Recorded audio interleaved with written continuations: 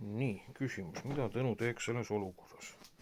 Tõnu teeb seda, et Tõnu on ühendanud ühe akujaama siis niimoodi pumba taha, mis toob kaevust vee.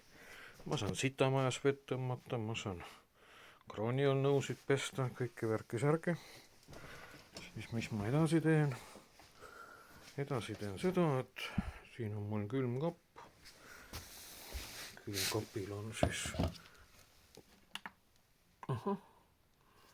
teine akujaam. Niimoodi. Võt. Ja noh, toas on siin mul ka igasugused valgustid. Näiteks siin. Loeme siin.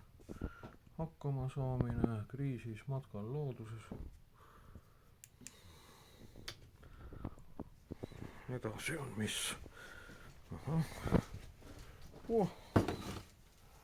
Anname siin parema tule.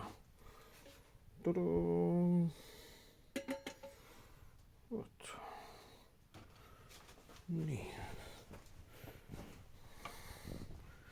Koer on mul siin kassiga koos lambi all.